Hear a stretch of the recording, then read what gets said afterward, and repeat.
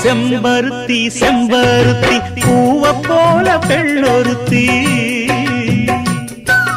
காதலன தேடி வந்தாள் கண்ணில் வண்ணமை எழுதி மேலும் கீழும் ஆடுகின்ற நூலிடைதான்